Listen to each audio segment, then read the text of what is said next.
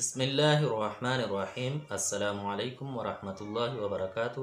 اللہم صلی علی سیدنا و مولانا محمد وعلی آل سیدنا و مولانا محمد وبارک وسلم وصلی علیہ۔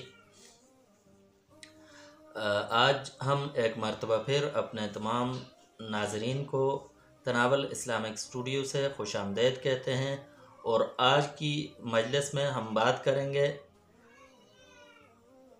دشمن پر غلبہ حاصل کرنے کے لیے کون سا عمل کیا جائے۔ دشمن اگر تنگ کرتا ہے، دشمن سے اگر کوئی تکلیف ہے، تو دشمن پر غالب ہونے کے لیے، دشمن کی تکلیف سے بچنے کے لیے، دشمن کو شکست دینے کے لیے کون سا عمل کیا جائے۔ تو آج ہم ایک ایسا عمل بتاتے ہیں کہ جس کے ذریعے سے انشاءاللہ دشمن مغلوب ہوگا، دشمن آپ کے پاؤں میں آ کر پڑے گا، دشمن ناکام اور نامراد ہوگا۔ اللہ تبارک و تعالیٰ کی ذات پر عقیدہ رکھیں اور یہ عمل کریں۔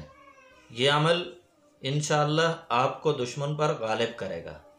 تو ہر کوئی یہ چاہتا ہے کہ دشمن پر غلبہ ہو، تو اس عمل کو اپنا معمول بنائیں۔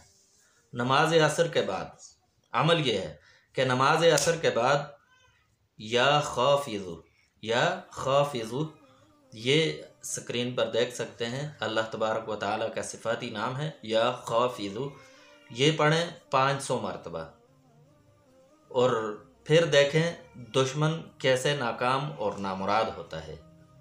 تو اللہ تبارک و تعالیٰ ہمیں دشمنوں سے محفوظ فرمائے۔ وآخر دعوانا ان الحمد للہ رب العالمین۔